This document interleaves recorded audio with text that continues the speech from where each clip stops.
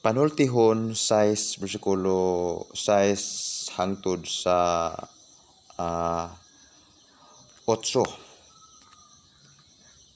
Taong tapulan, kinahanglan nga makakat-on ka o pagtulunan gikan sa mga hulmigas. 7.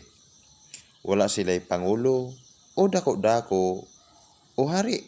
8. Apan magtigom sila sa ilang pagkaon sa panahon sa ting-init alang sa tingtugnaw.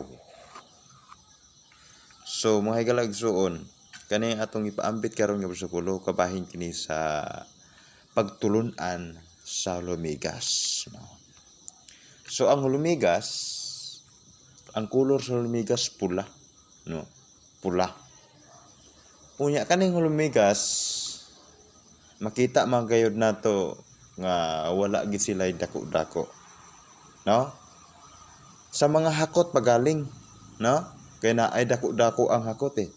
Na ay dako nila, di ba? Pero ang lumigas pareha sila tanang nga pareha sila katanang nga dagko, pareha sila kadagko atanan. No? Apan ang diferensya sa hulmigas kay sa timpong ting-init naghahakot sila sa ilang pagkaon, no? Gahakot sila, no? Wala gid sila paloy-paloy, walay tamaran nila, no? Gani wala sila'y hari, wala sila'y pangulo, di ba? O ato jud nga noon individual sila, di ba? Independent sila, di ba? Apa naadya makita nato sa lumigas ang unity, pakighiusa, di ba? So bisan pa di ay walay hari, walay pangulo diha, basta mag-unity, makighiusa, mahigalagsun, nagaingon nga malambo gayod ang panimalay. Di ba? Basta na ay pakigiusa, di ba? So magigiligsoon mo kuni ang ato karon nga ipaambit, no? So nagkabahin kini sa taong tapulan, di ba? Ang istoryahan ani ang taong tapulan. So ang taong tapulan bisan pagdaghan kaayong mga trabaho, apan wala gayud siya plano nga mo trabaho. Bisan naglibot pa ang mga trabahoon. Apan wala gyud siya naguna-una nga magtrabaho siya. Bahala nagwala siya kwarta, bahala og wala siya mapalit tungod sa iyahang pagkatapulan. So mao ni siya ginaistorya diri sa panultihon, di ba? Gipasidan-an ang tapulan, di ba? Nga tapulan, lantawa o panid-i ang muligas, di ba? Wala daw sila'y hari, wala sila'y pangulo, wala sila'y dako-dako. Apan sa timpo nga ting-init, nagahakot sila sa pagkaon. So pasabutan na mga higalagsuon, pagsipti, no? So namin mga taong dili tapulan, apan nga no, nga pirmi nga nahutdan, pirming nabalaka. Di ba? Kinahanglan gayud mahigala igsuon ang pagsipti. Di ba? Ang pagsib. Apan kini gipunto ani mahigala igsuon ang taong tapulan. So ang taong tapulan bisan pagdaghan kay trabahoon, ang iyahang gusto siya nga magpa-relax lang siya. Gusto siya nga papahayahay pirmi, di ba? Sama sa ibutan natong istorya ha. Muligas ug tabagring. Sa Tagalog yung tipaklong at ang langgam. Ang muligas Tagalog langgam yun eh. Yung tipaklong sa Bisaya mo ng tabagring. So, ang tabagring pirmirang ga biyahe. Ga pamisita na walay trabaho. Ga pirmira nga isputing pirmi ba. ang muligas, naagyan niya, gingnan niya ang muligas. Pre, tato ta dito sa baryo. Suroy ta dito. Unsay tubag sa muligas? Yan siya, pre. Amo sa ning hotdon o hakot ning amo ang pagkaon. Samtang init pa. Kay basi karon dugay-dugay muulan na ug dili na mi katrabaho. Unsay tubag sa tabag ring. Sa unya na kanang trabaho na ara na. Pero kaning suroy ta, malingaw ta, malipay ta, daghang tang talan-awon. Wala nagpadala ang muligas. Diya, dason lang ko, pre. Amping lang mo dito. So, ang muligas nagpadayon siya. Padayon siya sa trabaho. Nagpadayon siya sa hakot sa iyahang mga pagkaon. Di ba? So, silang duha, ang wise nila, ang mauang muligas, halumigas. Wise kayo. So, ang halumigas, naguna-una siya sa damlag. Naguna-una siya nga base kung adunay mga ulan, naay bagyo, nga dili sila katrabaho. Di ba mga higala-igsuon? So, wise ug may kaalam ang halumigas. Gani, sapat lang na. Gani, natingala taan ng sapata, nga nung naa sila'y kaalam nga sapat na unsa pa kitang mga tao ug atong naon. So ato ang himay-himay mahigalagsoon. So kana siya pasabot ra na siya sa pisikal, no? So ang tao adunay pagsabot sa tao nga pisikal lang yon. Pisikal lang. So ang tao nagtrabaho siya, mag-ipon, di ba? So sa tao ra na siya nga maalamon sa kalibutan. Apan atong ibutang ato ang i-apply sa espirituhanon mga higala-igsuon mao ni. Sa espirituhanon nagtigom ta, nagsave ta para sa ato ang kahimayaan ngadto sa Dios. So nagtigom ta og kalipay kay kun panahon nga naay magkagulanan, na ang gipanahon kagulanan kasakitan, aduna kitay withdraw. Di ba?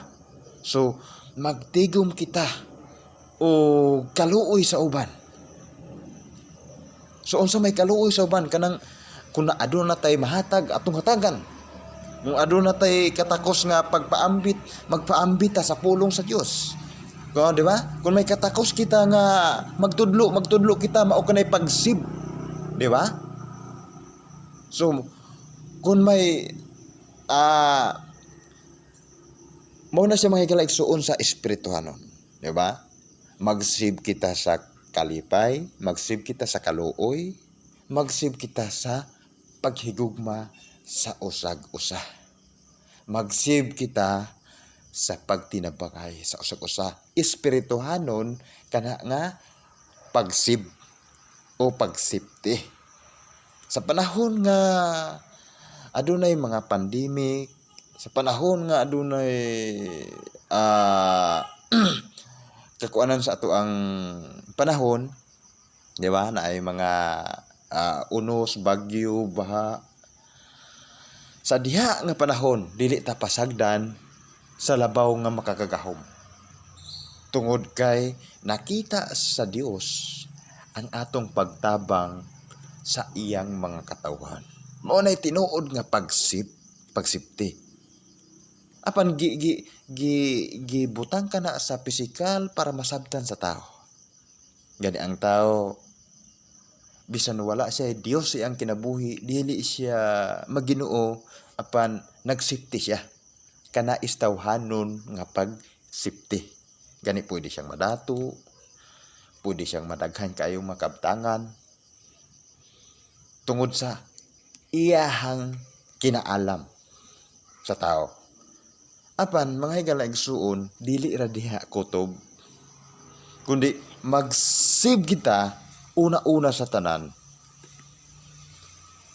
didto sa Dios. Didto sa Dios, di ba? So, ang kanang atong isipti dito sa Dios di na makawat.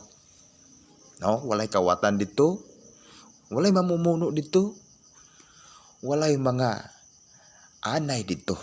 Mas maayo nga magsibta ngadto sa Dios. Unsaon man pagsibti nato ngadto sa Dios. Kanang mo serbisyo ta sa Dios nga matinud-anon. Kung naatay katako sa pagpaambit sa pulong sa Dios, magpaambit ta sa pulong sa Dios. Kana siya usa na siya kapag sib diha sa Dios. Kung mahiyas kita sa pagtudlo, espiritual ng mga pagtudlo, buhato nato sa kinising-kasing mo na tinuod nga espirituhanon nga pagsipti. Dili lang sa mga kwarta, di ba? Dili lang sa ato ang kwarta panudlanan, dili ikaduha lang na siya. Dili na siya maoyoy gipasabot ani. Abi nyo ang espirituhanon nga pagsabot. Ang mga hungog niini, ang mga walay kaalam, walay pagsabot nini, dili nila masabtan. Ang ilang una-una is bunuang. Di man sila kasabot. Apan ang tao nga may espirituhanon nga hiyas, espirituhanon kaalam, mas madugang ang iyang kaalam. Di ba? Mao ni siya tinuod mga higalaigsuon, dili lang sa pagsipti nato nga panahon sa bagyo na atay kwarta, kinahanglan na siya. Pero mas unahon nato ang pagsib dito sa Dios. Kaya abi nyo mga higalaigsuon, magsipti ta dire. Daghan tang kwarta, bulawan, kabtangan. Usa ra nakahigayon mga higalaigsuon, bagyo na. Kung daghan kang mga kwarta diha, unya kwarta nimo gibutang sa imong balay, nasunog imong balay, wa na imong kwarta. So imuhang mga salakyan, maguba, wala na. Apan kaning atong pagsib, atong pagsipti ibutang nato sa Dios, dili gid makawat. Walay kawatan dito, walay anay mukotkot. Mo na siya sakto nga pagsipti. Na? So kani siya kinahanglan usab nato. Ang taong maalamon nga ang kaalam nga gikan gid sa Dios, dili dayon na siya mapukan, dili na siya magbudlay gid hantod sa iyang pagkatigulang. Kundi naa siya kinaalam nga sa diin niya nang pangayo sa Dios nga kana siya nga iyang pangayo nga mga plano, yan ang kuan sa Dios. Yan ang gipahibalotanan sa Dios. O ang tanan nga mga abot sa iyang kinabuhi, maabot sa iyang abot sa iyang uma, iyang mga patigayon, ginagahin giniya ang pagsib niya sa Dios. Muna tinuod nga pagsipti, mga higalaigsuon, di ba? So ang istorya na niya ang taong tapulan. So adunay mga bakod kay lawas, baskog kaayo og panglawas, apan wala nila gigamit ang ilang lawas sa paghimaya sa Dios. Wala nila gigamit sa paghimpahimuot sa Dios, di ba? Noon, ang uban gigamit sa mga dili maayong mga buhat, dili maayong mga butang. So, ato ang timan-an, mga higalaigsuon. Abisan gani kaning hulumigas. Nga dili ni siya tao, apan tingala ta nganong naay kaalam ug naay kahibalo sila. So, ato adyong mapamatud-an sa timbagyo ting ulan, walay muligas nga nagsigig suroy-suroy sa yuta. Wala. Tuwa sila, safety sila. Sa panahon sa bagyo, safety sila, daghan sila pagkaon. Di ba? Safety sila. Tuwa sila sa sulod sa yuta, bangag sila. Apan katong mga hakot tong ituman, nagtalang-talangay sila, maulanan. Kabantay mo na may lagsok ng mga hakot tong itom ba? Gani na sila dako-dako po, nga itong dako ni hakot, itom. Apan ting ulan, tingala ka. Mabalaan na nato kung kita na atas bukid, mangungumata kay magbunlay ta kanamang mangguna ta sa tuang tanom, mais humay ba diha, tubo ba diha, daghan kaayong hakot. Apan talag sa kaayo ang muligas.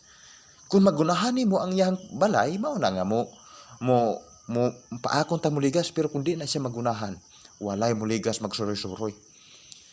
Maalamon kayo ang muligas kinsa siguro ang naghatag diha muna nga karon padaan nga mahibal-an nato magtipig ta dili aning kalibutan kay kawaton ra, anayon ra, tulison ra.